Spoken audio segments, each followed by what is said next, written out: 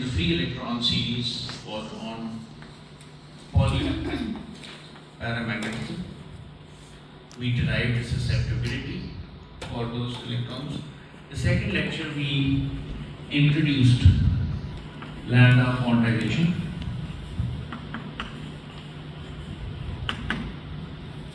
And today we're going to talk about the density of states in the presence of a magnetic field.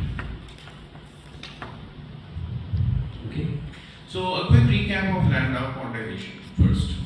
And I'm going to also answer some of the questions that were raised in the previous lecture. So we know that T Hamiltonian is given by P square over 2m. This is a vector operator. P has three components. And then in the presence of a magnetic field, you have this minus G mu B over H bar, where mu B is now taken to be positive. B S Z, right? If the magnetic field is along the Z direction. Now, if the magnetic field is turned on, we know that we also need to replace this P with, say, P minus E A, where A is now a vector field, a vector potential, and it's also an operator. Now, there are different possible choices of A. One choice of A is that we take AX to be minus B y, okay, and AY and AZ can be taken to be 0. This is called a Coulomb gauge.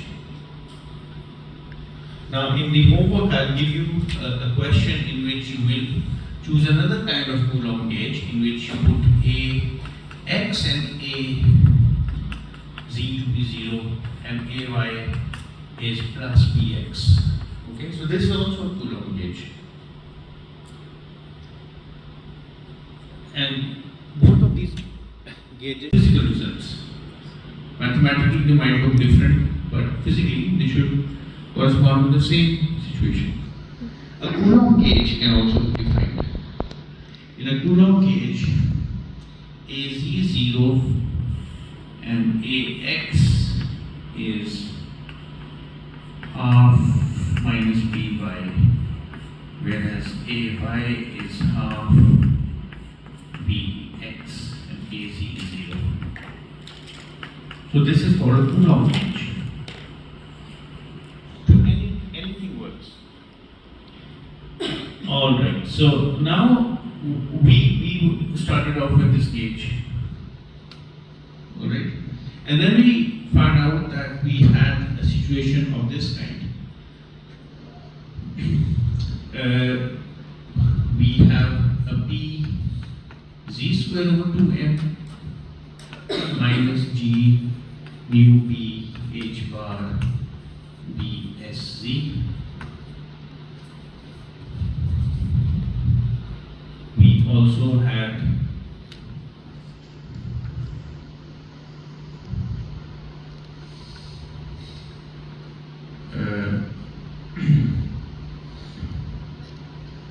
अच्छा यहाँ पे plus plus ई ए इस ए x की वजह से minus B भी आ जाएगा. We also have a P x minus E B by square over 2m plus a P y square over 2m, right? So this is our Hamiltonian in the presence of a magnetic field. T. This is the x component of the momentum, the y component and the z component of the momentum. ठीक है? इसमें कोई confusion तो नहीं है. So now what we've really done is that we've replaced P with P plus EA. So this thing, P plus EA, is called the canonical momentum. So I'll show you two derivations of the energy spectrum for this quantized gas of electrons. Now the next step, so if you look at this Hamiltonian,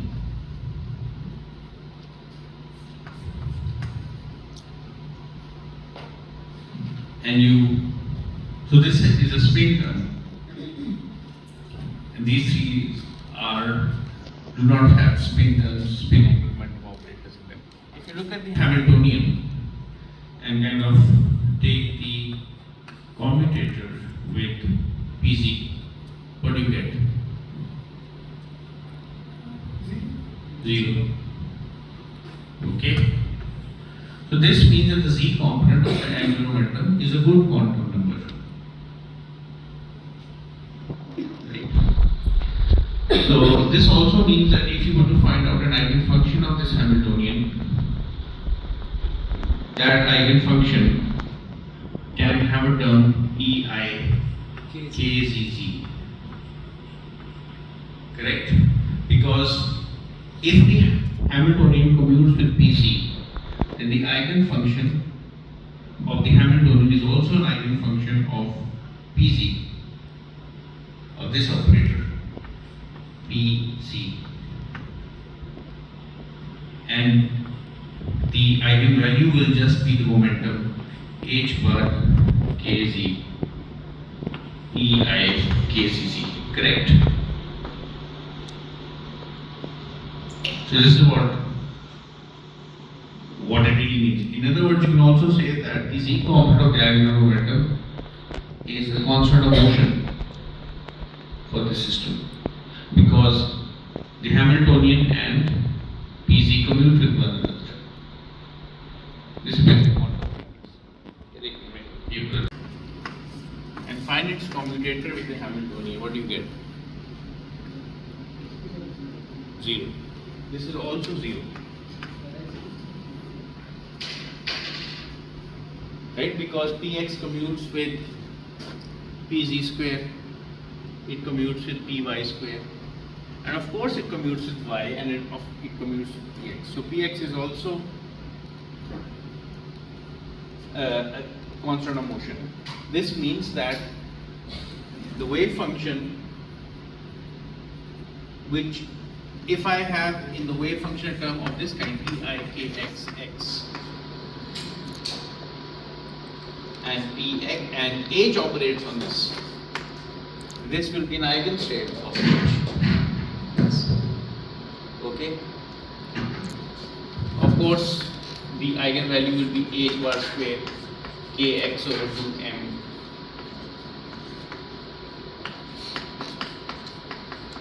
Or if I take the and have this act on Eikxx, I will simply get the momentum eigenvalue hkx. Okay. This you can always check for yourself, because any angular momentum operator along any direction, pi, let's call it p alpha, where alpha is x, y, z, is minus iota h bar partial x alpha. Okay. Alright, so now Pz and Px are constants of motion. They're good, and their momentums, the momentums corresponding in the x direction and in the z direction, are good quantum numbers. Alright. Therefore, however, we do notice that the Hamiltonian does not commute with Py because of the presence of that y operator over there. Alright. So now what I could really do is that if I were to take this Hamiltonian Px minus Eby operator square over 2m plus py square over 2m plus pz square over 2m minus g mu b over h bar v s z.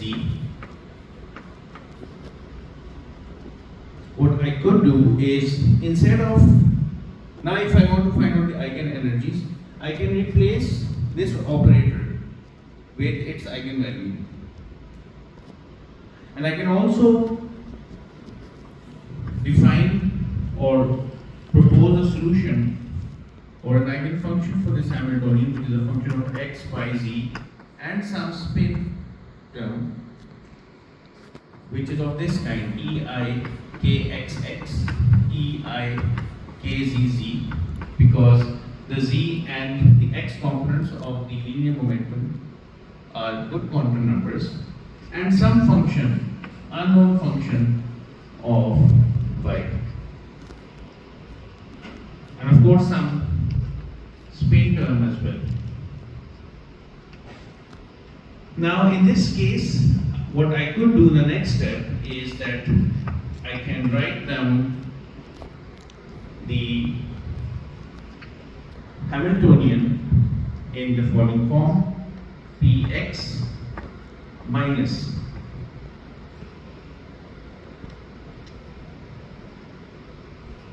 the Hamiltonian. I can replace px with its eigenvalue. The eigenvalue of px is h bar kx.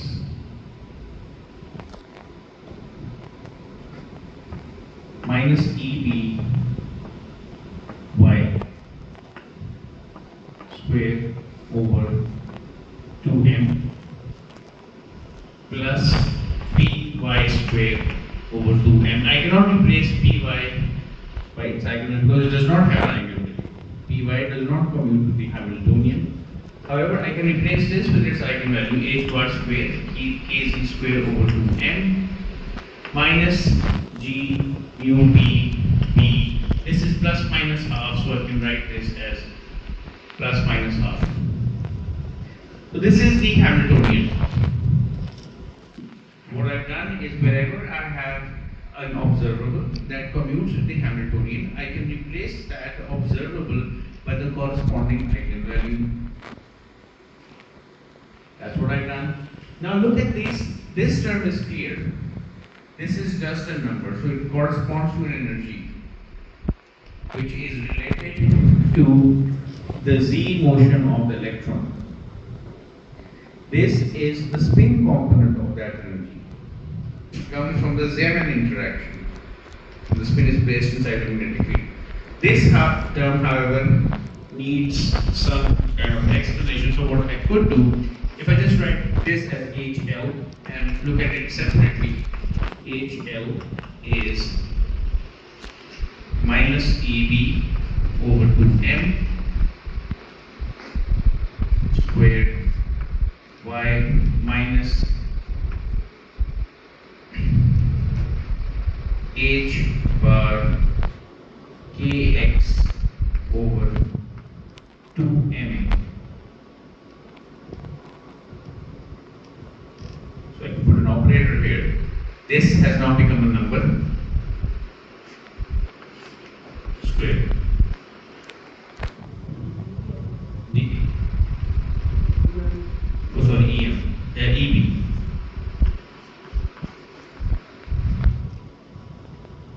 Alright, so now this is a number. H bar kx is a momentum divided by EB. Number, एक number है, scalar है. This is an operator. Okay. So now this is number. Let's call this number y0. I can do that. I can call this number y0. It no longer is an operator. अब आपको सवाल का जवाब शायद मिल जाए सही मानो में. But this is an operator equation. Of course, there is this py square over 2m as well. Now this equation is the same as py square over 2m plus half m omega c square y operator minus y naught square. You can really put an identity operator here if you like. It's just a number, y naught. This is the harmonic oscillator, equation for the harmonic oscillator. The eigenfunctions for this harmonic oscillator will be phi y, and they are the Hermite polynomials. We already know that. And the energy corresponding to this motion in the xy plane for the electron in the presence of a magnetic field will resemble the energy of a harmonic oscillator. And that will be quantized. And this energy, the eigen energy corresponding to this part of the Hamiltonian will be h bar omega c L plus half.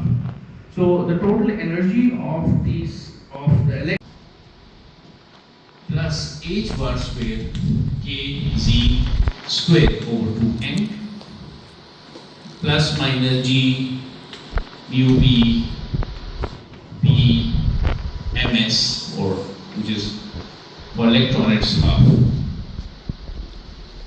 Alright, so this is the energy for electron. So this energy depends upon this running variable kz,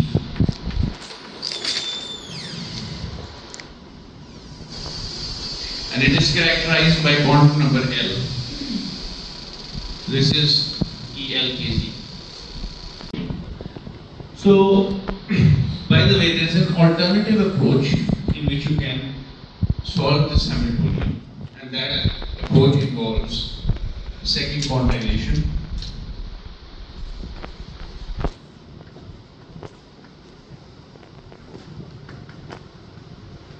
So in the second quantization approach, let's call all of this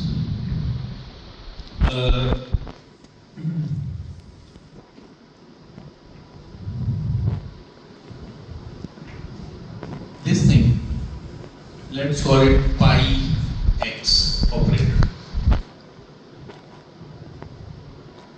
Let's find new operator pi x, which is the canonical momentum operator in the x direction, pi x.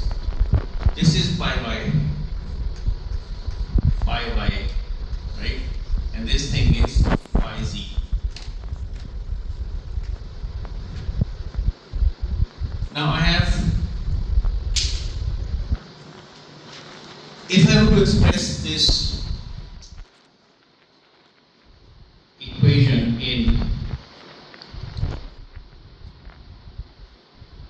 terms of the pi operators, what I could do is the following. Pi x square plus pi y square plus 1 over 2m pi z square plus minus g mu b p, right? So the Hamiltonian is re-expressed in terms of this canonical momentum operators H. Now what I've been able to do now is that I've kind of lumped the pi x and the pi y together. Why have I done that? Because if I look carefully, pi x commutes with pi z. Right? So this pi x, of course, this commutes with pi z. Pi y also commutes with pi z. However, pi x and pi y do not mutually commute because of the presence of this y operator here. So pi x, pi z, and pi y and pi z, they are compatible observables, or they commute with one another. Okay, quantum mechanics is basic. However, pi x and pi y do not commute with one another. In fact, this will be proportional to the magnetic field. Now, this is a homework problem. You can find the commutator of pi x and pi y. Must want this as a homework problem. this as a homework problem and the other Landau gauge as a homework problem. Okay, so that's why I've written these two terms separately. Now pi z commutes with the Hamiltonian, so this will have eigenvalues h bar square kz square over 2m, and this will have energy equivalent plus minus g mu b p over 2. So in this part, this will start looking like a Landau operator part or a harmonic oscillator Hamiltonian. If I were to replace these canonical momentum operators by the creation and annihilation operators or the bosonic operators, I am able to rewrite this Hamiltonian in a manner similar to the harmonic oscillator. So if I define a variable, an operator A hat as say pi x plus I think iota pi by 1 over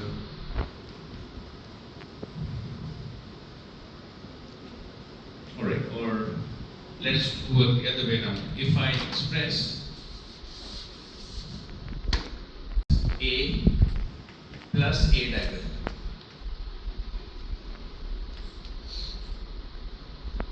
with I think an H bar 2 EB,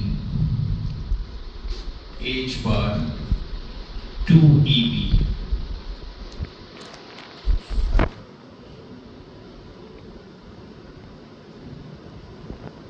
and pi y as iota H bar over 2 EB A minus A dagger. If I were to make these substitutions, first of all, we'll be able to, these are valid substitutions because if I make these substitutions, A and A dagger, the bosonic operators, they give the required commutator of 1.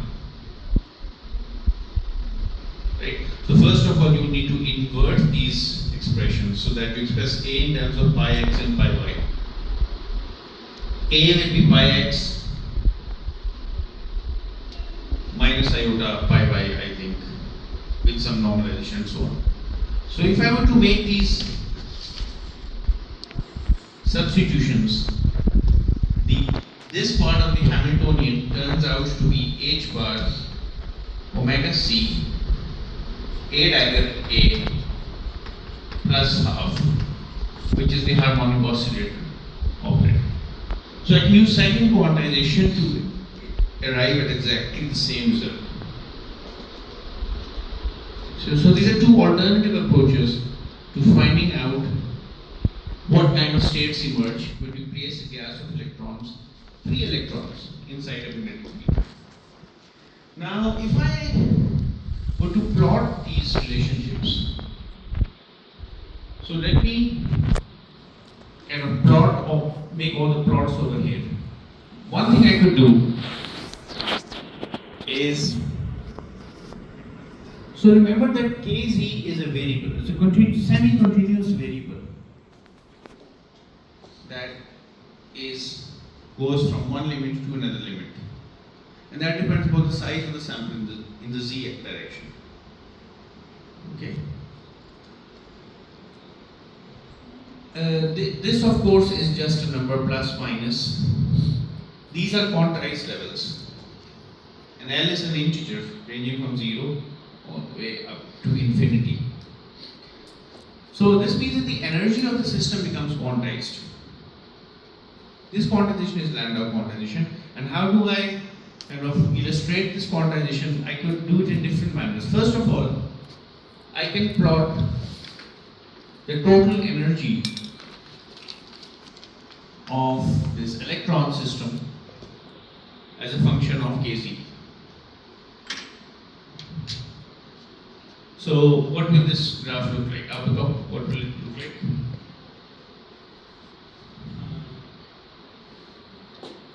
So for any L, say I take L equals 0. So this is a harmonic oscillator, so it will look like energy levels for a harmonic oscillator. KG के साथ plot करो, भूल जाओ ना harmonic, इसको plot करना है मैंने.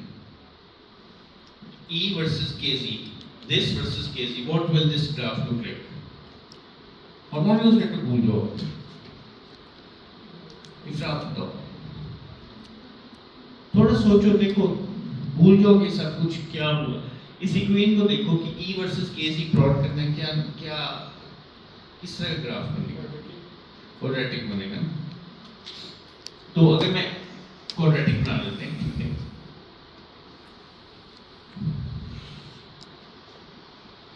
ठीक है. So this is the graph for L equals 0. Kz जो बढ़ रहा है, एनर्जी बढ़ रही है क्वाड्रेटिकली, और ये एक छोटा सा गैप है. ये gap h bar omega c के बराबर है, क्योंकि जब Kz 0 है तो energy h bar omega c है. अब अगर मैं स्पिन को भी टेक इनटू अकाउंट करूं, स्पिन तो है, तो this is an energy band. It's called a Landau subband or Landau level. So this is split up into two sub branches, right? It's really closely spaced. एक minus sign के साथ minus G mu B BO2 और एक plus के साथ. ठीक है. तो ये टू बहुत करीब होंगे ये, क्योंकि this is very small as compared to other terms, and you can find out numerical values. Now let me finish. So this is the L equals 0 band. Now this graph has been plotted at some value of b. Of course it's a non-zero b, otherwise you will not have Landau quantization. Some finite b, non-zero b. अगर b0 होगा तो फिर graph ये सारी description valid ही नहीं होगी ना. फिर तो energy h bar square k x square root 2 हमें plus h bar square k y square root 2 है and so on. Free electron है फिर. अब now free electron is subjected to magnetic field. हाँ, वो मैग्नेटिक फील्ड बढ़ाते हैं तो ये 0 पॉइंट एनर्जी बढ़ती रहेगी, क्योंकि this is h bar omega c. Now the next level will be slightly above this by a factor of h bar omega c. L equals 1 level, L equals 2 level, L equals 3 level, L equals 4. ये मैंने थोड़ा सा symmetric and so on. So these are all the Landau sub levels. Yes, please. So L is equal to 0 वाले graph के साथ जो pink line है वो क्या है? ये if this term did not exist, this is the graph that we would get. But now the energy due to the Zeeman splitting can be this energy plus a small value and minus a small value. So it represents the Zeeman level splitting of the Landau level. Right? And it's very small, by the way. Another way to plot this expression is if you were to plot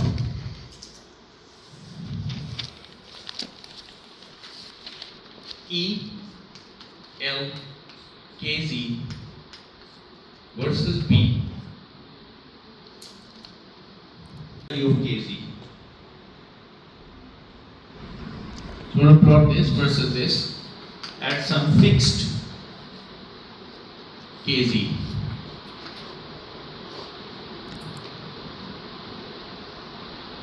And I kind of, for the time being, this is very small, so I can put this under the card to just ignore this for a minute. What will this graph look like?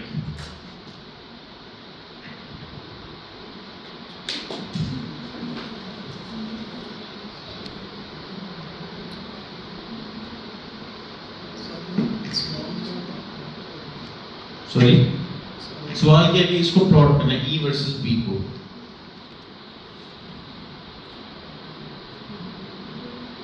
line.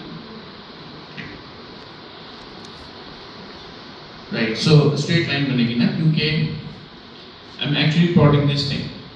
Omega C is proportional to B, so as B goes up, this energy goes up linearly in a straight line. An additional slope comes out because of this L. So for different subbands, so for L equals 0, for L equals 0, I get this line, whose slope is h bar E over m half, right?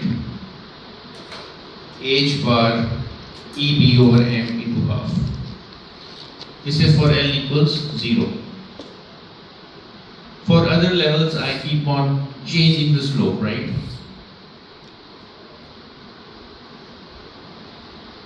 So for a fixed case, if I change the magnetic field, this is the dispersion relationship that I get for the different Landau sublevels. So what's really happening is that if I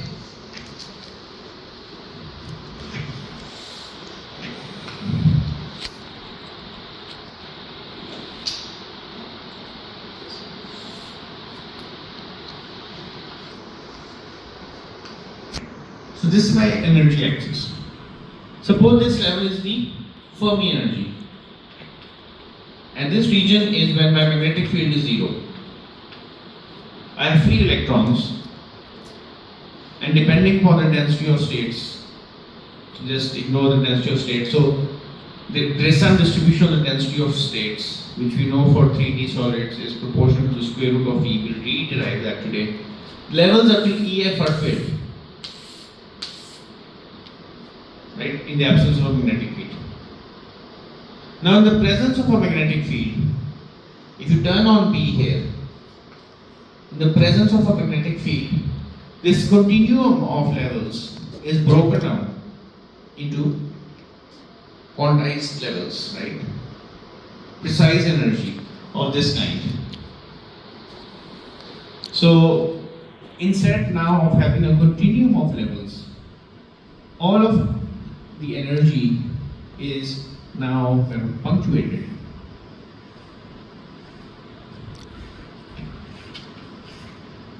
Into equally spaced levels,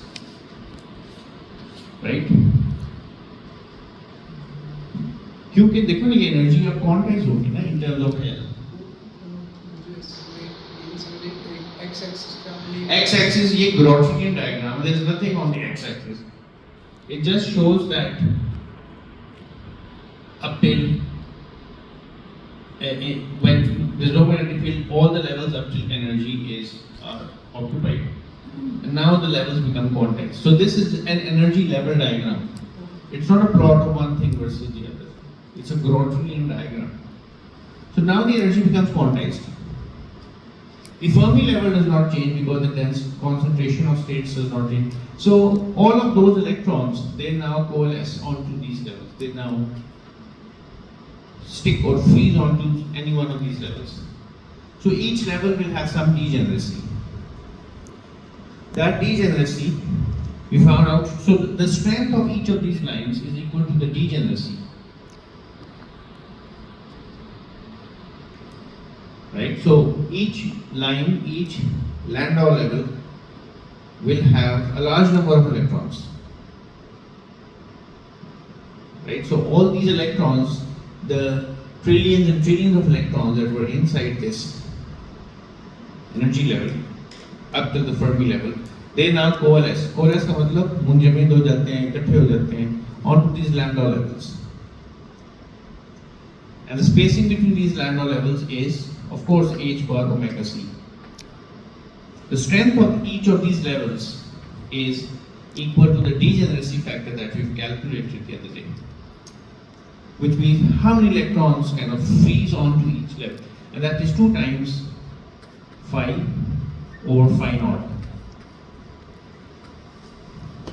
considering the spin as well. There are 2 kinds of spin. So this is, if you remember, phi is beta, B times the area of that solid, which is perpendicular to the direction of the magnetic field, divided by phi naught flux on, which is H over E. So it will be transfer. Spin is the same. So this is the process of Landau quantization.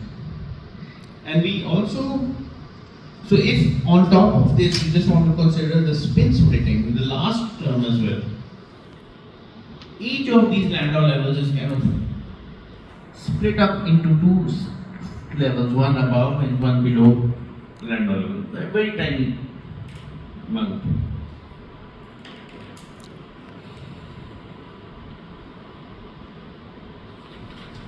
Right, and so on.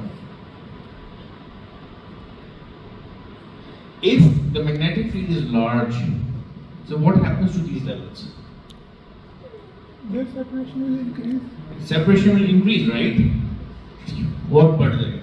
So when the separation increases, the degeneracy between the number of spins living in each Landau level also increases.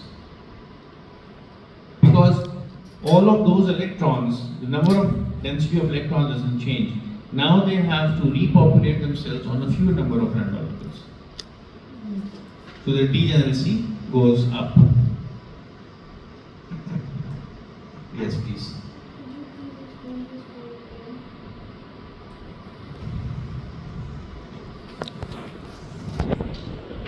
So if you have Landau levels at some magnetic field,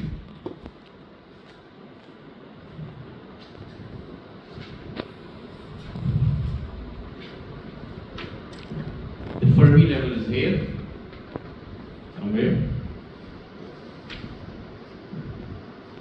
These are Landau levels above the Fermi level. So these are unpopulated and these are populated. And there is a large number of spins on each level. That will be determined by this degeneracy factor. Alright. Now what if the spacing between any two levels in the Landau manifold is h per omega c? Now omega c is EB over m. When you increase the magnetic field, the spacing between these levels goes up. Okay? So now the levels in the higher field, they are spaced further apart.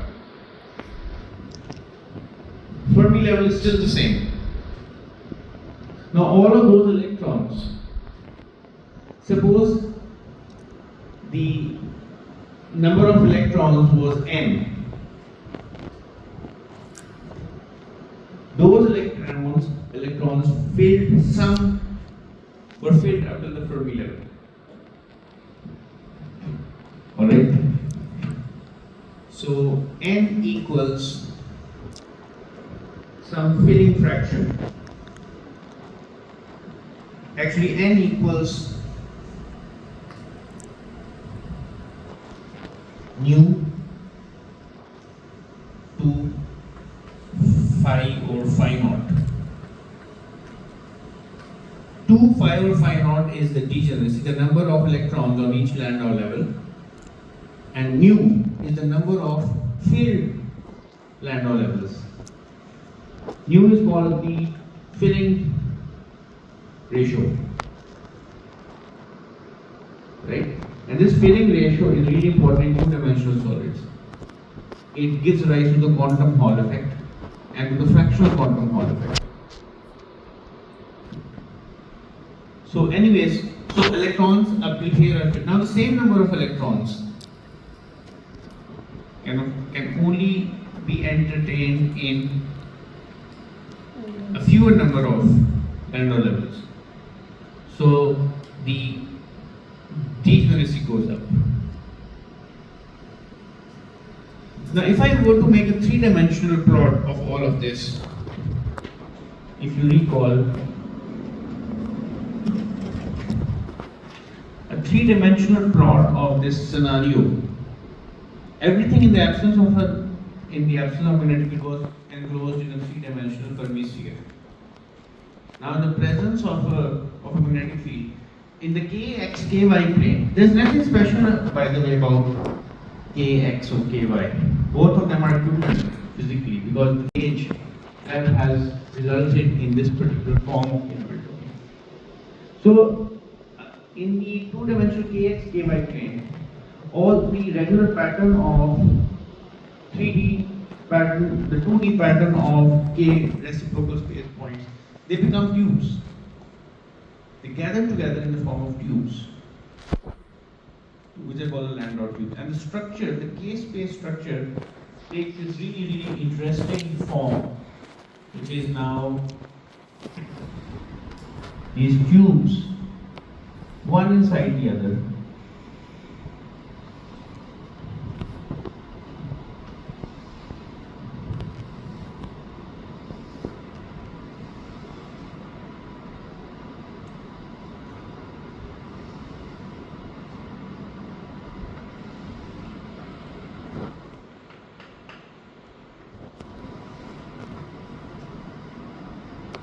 So this is my kz axis, kx axis, ky axis, reciprocal space.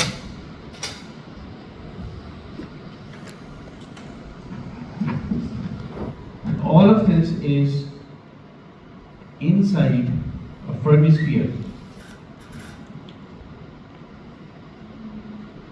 Whenever, so in between these Landau tubes, it's empty space, there's no electrons. So whenever B goes up or down, tubes either come into the Fermi sphere, they cut the Fermi sphere. When B goes up, tubes kind of emerge out of the Fermi sphere. So whenever the density of states at the Fermi sphere is mostly zero, but it gets a spike whenever a Landau tube passes through it. This results in quantization of conductivity, quantization of magnetization, which we're going to explore these oscillatory phenomena. Okay? So if you kind of look downwards onto this picture, यहाँ समझ आइए बात की. If you look down, what will happen when only one level remain inside the Fermi space? So that will be the Landau ground state. It's possible. Okay. The degeneracy will be really high. Now, if I plot the structure in the 2D kx ky plane, previously there were points equally spaced out in a three-dimensional grid. Now, instead of, so if you plot these, the projection on the kx ky space, instead of the tubes, you get circles or rings. So all the electrons now lie on rings.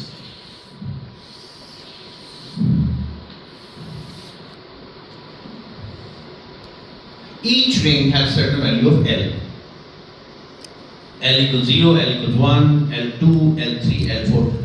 So all the electrons that were in between that had different K points, they kind of rush and gather on neighboring tubes. So now in between these rings, there is nothing. There are no electrons in between the rings. And all the K points which are populated, they are only on the rings, which are the projection of the Landau tubes. We can call them Landau rings or Landau circles. So this is the phenomenon of quantization. And in fact, there's an alternative kind of derivation for the degeneracy factor. So if I want to find out the degeneracy factor, what I do is L plus 1, this ring is L plus 1, and suppose this ring has a quantum number L. So all the electrons in between these rings will fall onto a particular ring. So they will fall onto L plus 1. So I want to find out how many points exist inside this annular space between the two rings. How many K points exist in the annular space between these rings? All of those points will coalesce onto the neighboring Landau ring, which just follows. Now, what is this area? It's pi.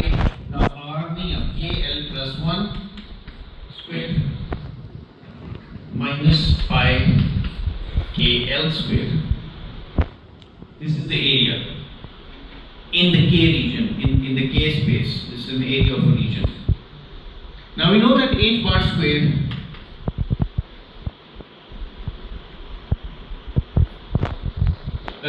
we do know that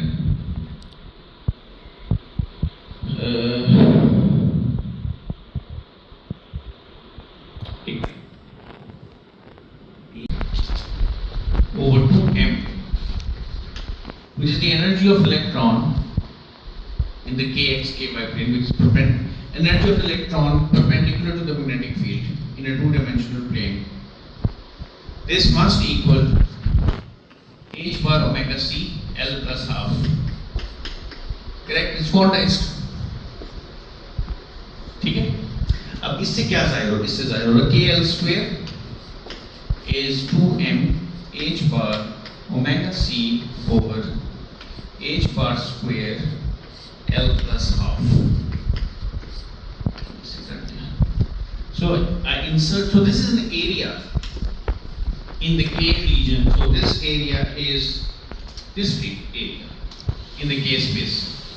We're calculating the area in the K space.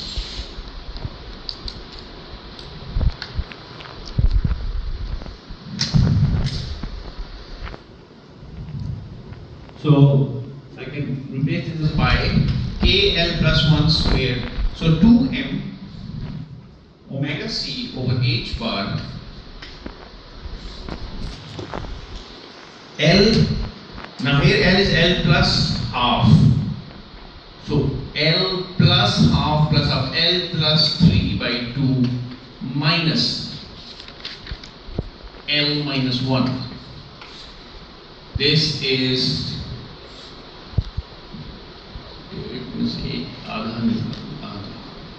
this gives me pi m omega c over h bar. This is the blue area is pi m omega c over h bar. Now, how many points, how many k points exist here?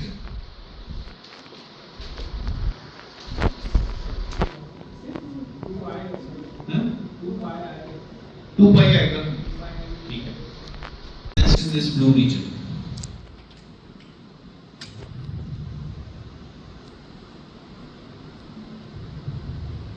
So density को area से multiply कर देंगे.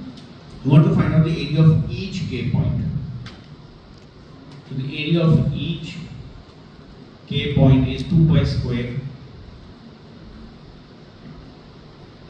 over Lx Ly. Right? So the area of each point is, which I can call area of each k point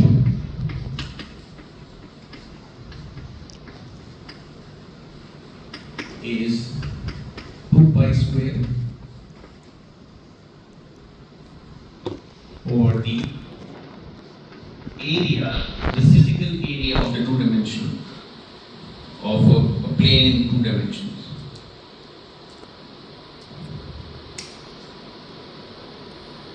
So the number of k points will be this area.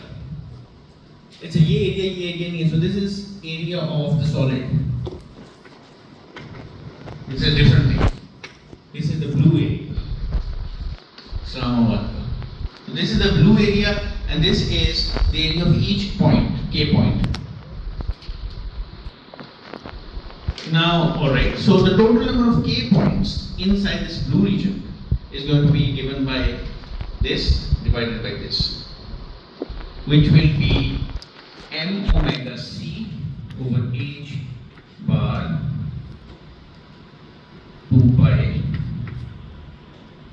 into L x Ly, total length along x axis. I can also multiply this with 2 to account for the two kinds of spin degeneracy. This will be my degeneracy factor. Let's see what it comes out to be. So this becomes h, this becomes omega 6 EB over m, so 2 EB degeneracy per unit area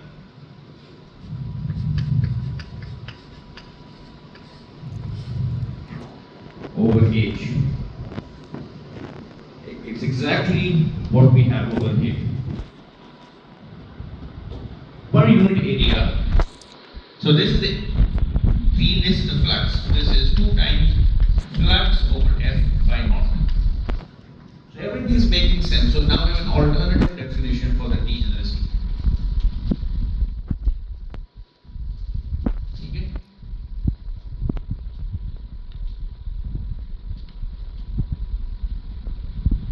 And the size of the case space, two-dimensional case space, and this is exactly very similar, but looks like an alternative way of thinking. So now by two methods we have derived the degeneracy. So corresponding to the Kz, there will be so many states, right? So if I, on this graph, if I take any Kz, this state will have some degeneracy, this state will have some degeneracy. It's not that one electron will lie on this level. Million and billion of electrons will lie on this level. Alright, and you can really find out what it is. So take a magnetic field of 1 Tesla. Find out how big a number this is. This number is huge. Maybe thousands or hundreds of thousands or millions, depending on how large a magnetic field you apply.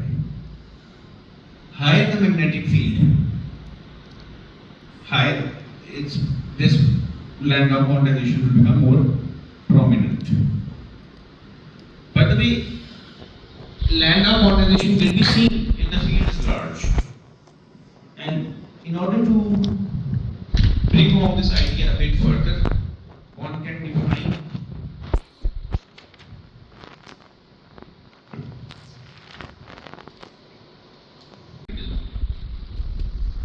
this lambda is EB over H bar.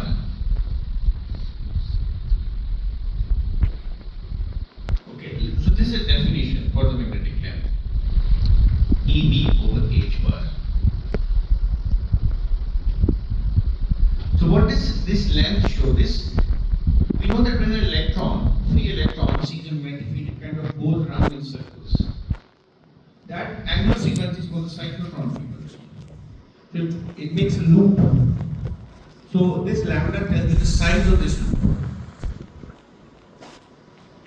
Okay. And we want to see these loops. The size of the loop has to be smaller than the area of the sample, so that loops are actually seen. Otherwise, you are on a scale which is smaller than the magnetic length scale, and you will not see this effect. So you want to see loops on a solid. What you want to see the lambda quantization. So this lambda has to be smaller than the length, physical length of the sample.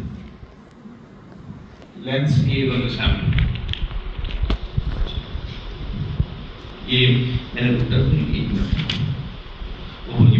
This is H bar over EB.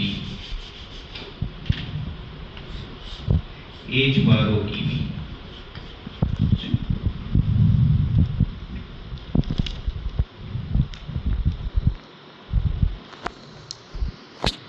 Right?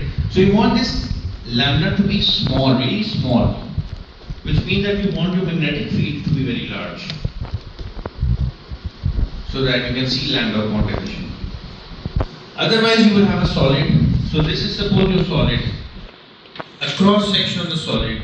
If this magnetic field is small, lambda is very large, the cyclotron orbit will be so big that you won't be able to see this quantization effect. So you want this length scale to be really small. And if you look at this expression over here, h bar over Eb. H bar over Eb, this is lambda square. So this really is, if I just focus my attention on this term is y minus lambda square kx whole square. So this h bar over Eb is lambda square.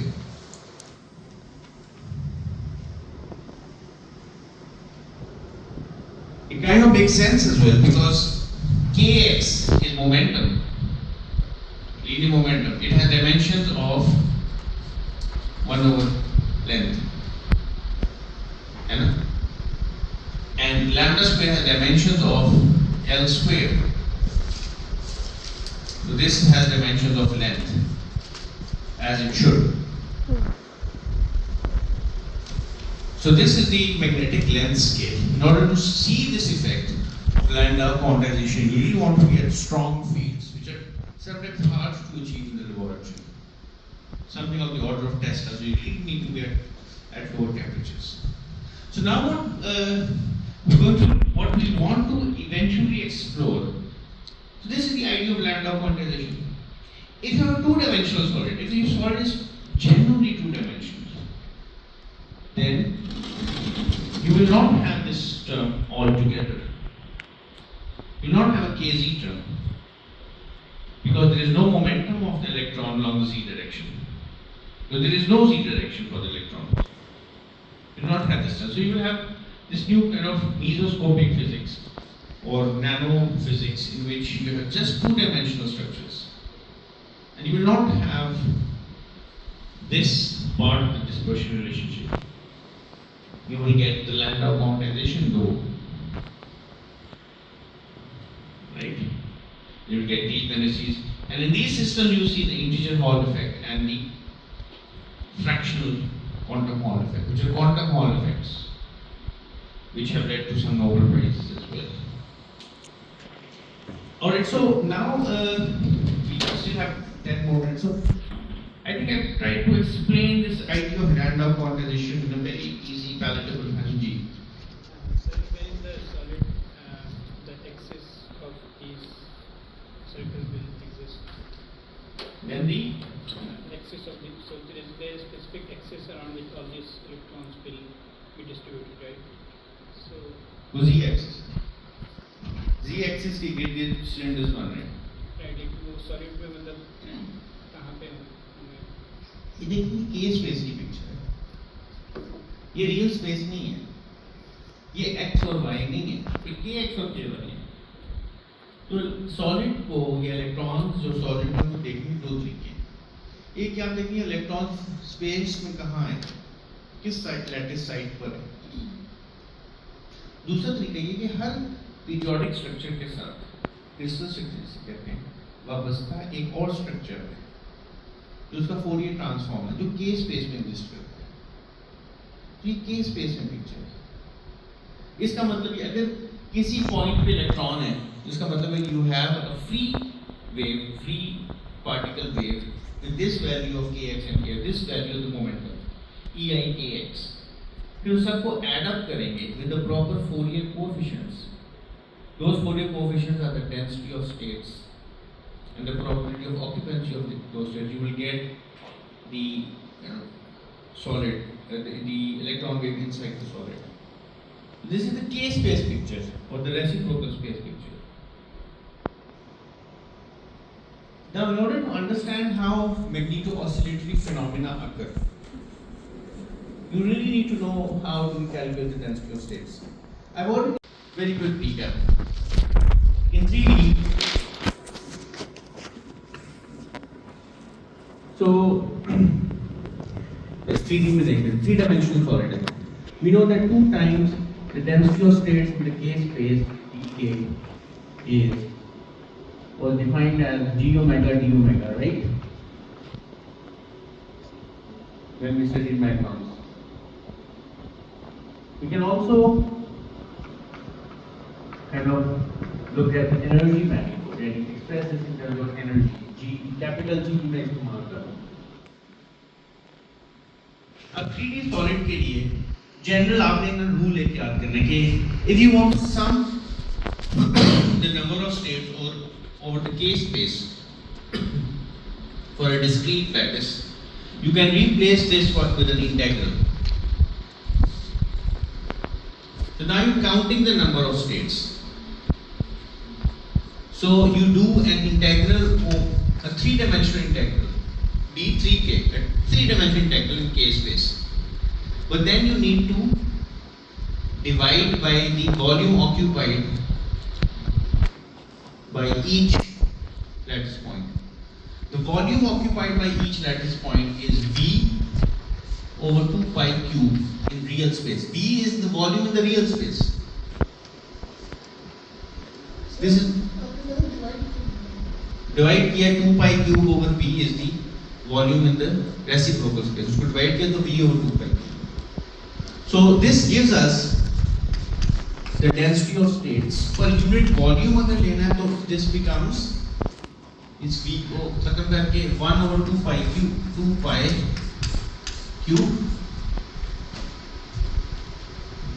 अब d के if you do a integral, so this is 3-dimensional measure. इसमें dk भी है, d phi भी है, d theta भी. So you write 4 pi square k square dk. So this becomes k square over 2 pi dk.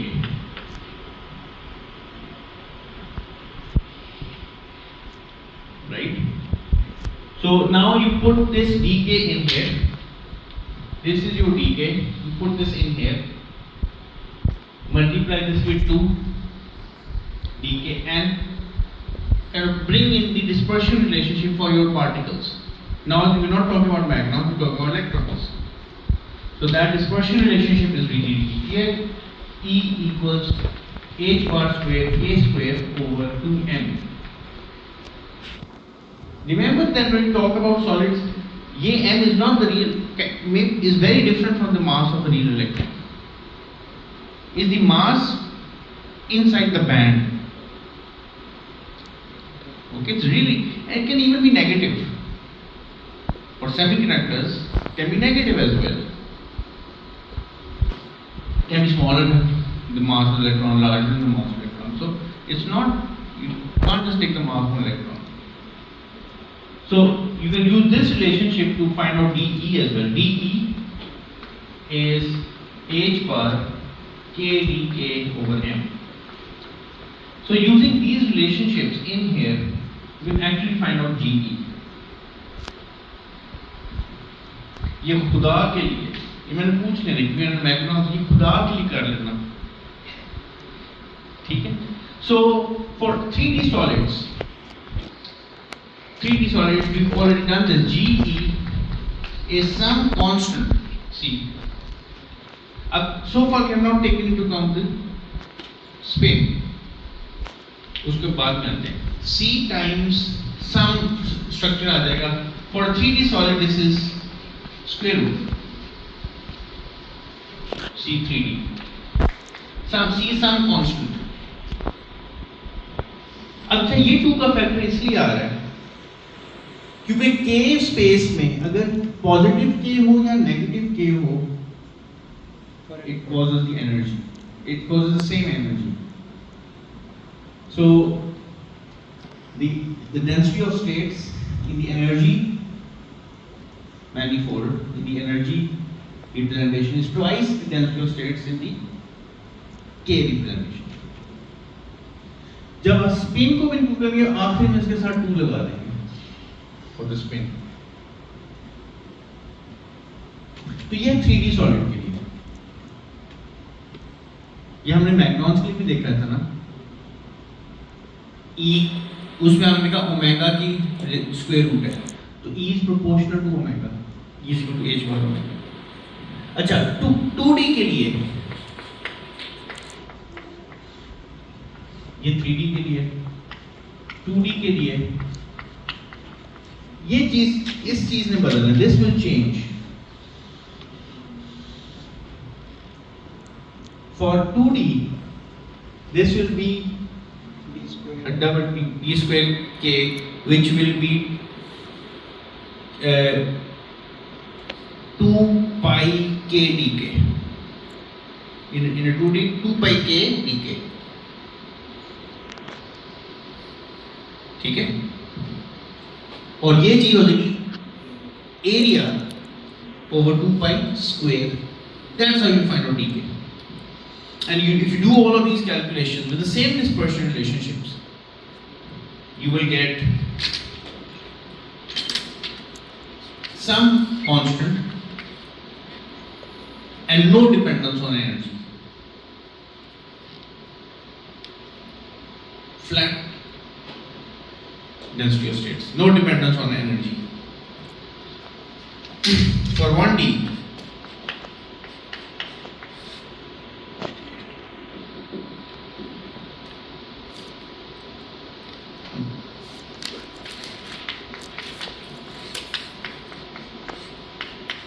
C1D, some constant into E minus 1.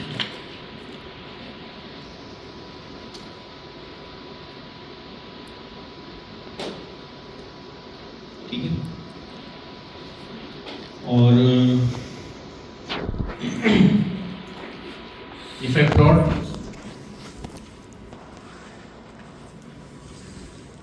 suppose this is my Fermi level, this is my energy axis, and I'm plotting these density of states. For 3D, they have a square root relationship.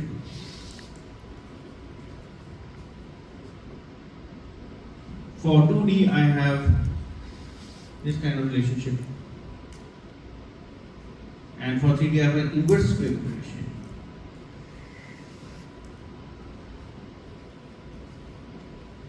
What do I have for the zero-dimensional particle? We have a sequence of Dirac delta function. So,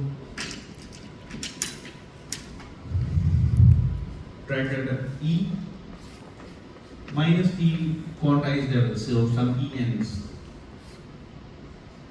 some overall ENs, right?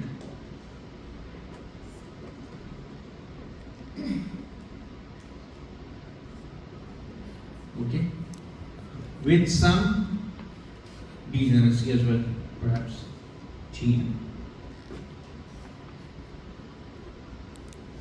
It's called a quantum dot. So you have discrete energy levels for these quantum dots. That's why you can do spectroscopy with them. So if I were to derive these C's, then see if you can get the same under root 2 pi squared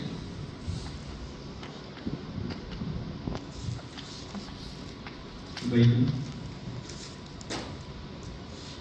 m over pi h bar square. This is this thing, and this is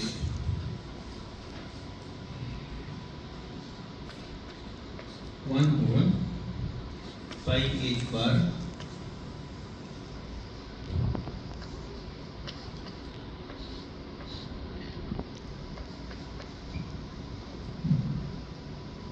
ठीक है,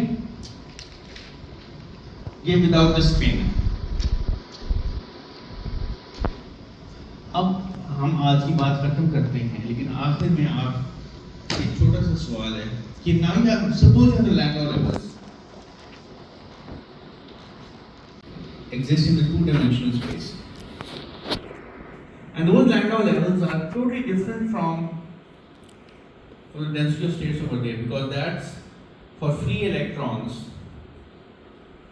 in a confined solid. It's like free electrons in a three-dimensional infinite potential well. If the 3D well, you have the top density of states, 2D well के लिए ये और ये.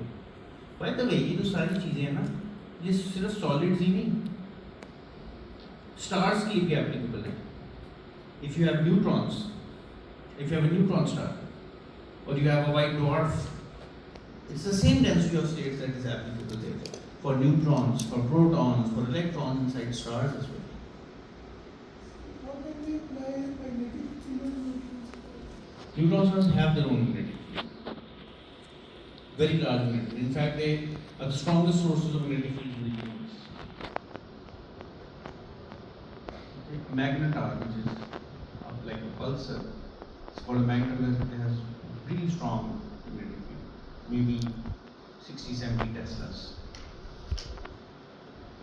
So, what will be the density of states for this Landau level structure?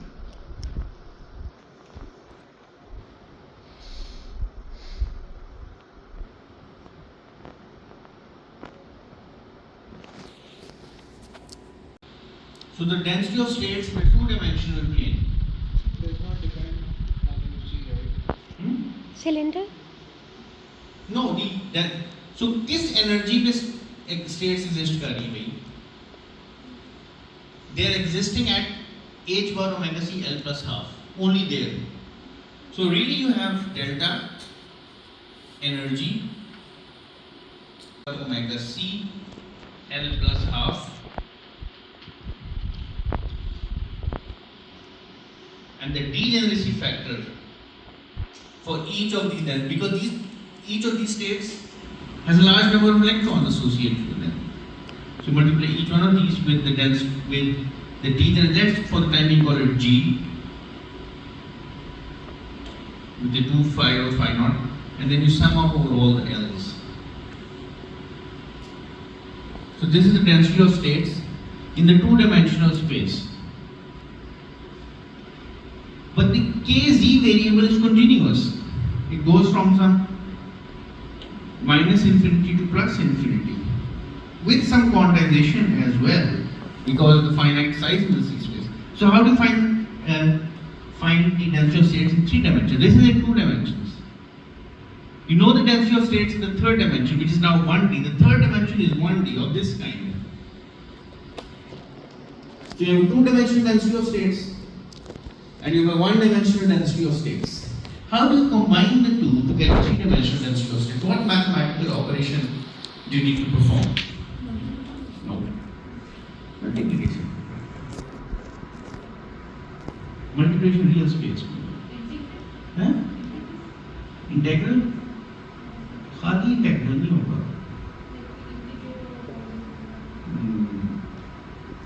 मिलता जुलता है लेकिन चलो मैं एक आपसे सवाल पूछता हूँ. सॉलिड स्टेट फिजिक्स में इस्तेमाल होता है लेकिन बेसिक मैथमेटिक्स के सवाल है.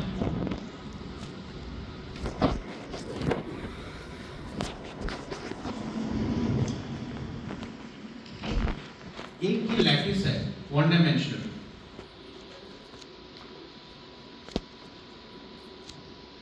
ठीक है.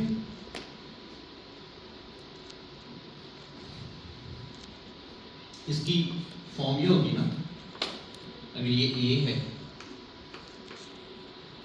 और ये आपका से x axis x minus NA. So this is your lattice. But then I'm solid state physics में ऐसी चीजें पढ़ी. This is your lattice. Now I have a function x. There is a function of x. What is opposite? तो इसको जरा analytic function बना लेते हैं.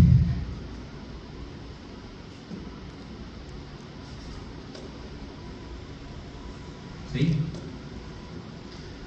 This is my function. Now what I really want to do, I want to put this function on each of these lattice points. So this lattice point could be an electron density function. It could be a solid atom placed on each of these lattice points so that I can get a crystal. In terms of crystallography, this is called a motif. Patterns होते हैं, ये pattern है, इसमें motif डालते रहते हैं. So I really want a structure of this kind. Modulation. Eh? Modulation. Modulation we कहते हैं इसको. Engineers को तो पता नहीं. What is this called? What mathematical operation will combine, place this object onto these lattice points? It's the convolution process. So I need to do a convolution. So let's call this function g of x. I need to do a convolution of f of x with g of x. That convolution is defined as an integral of say f of x prime g of x minus x prime d of x prime. This is how I define convolution. अब हम अभी lecture शुरू करेंगे. Now you have a 3D solid, 3D electrons in 3D. I want to find the structure in the K space. The density of states in 3D. I take a 2D density of states and convolve it with a 1D density of states to get a 3D density of states. And once you have the density of states, you can calculate the number of electrons, you can calculate the Fermi energies, you can calculate the heat capacities, you can calculate the magnetization, the partition function, and all the physically relevant properties of electrons which are free that are placed inside a magnetic field. That's why we stop here. अब हम Thursday को mid term के दौरान मिलेंगे, फिर इसको continue करेंगे.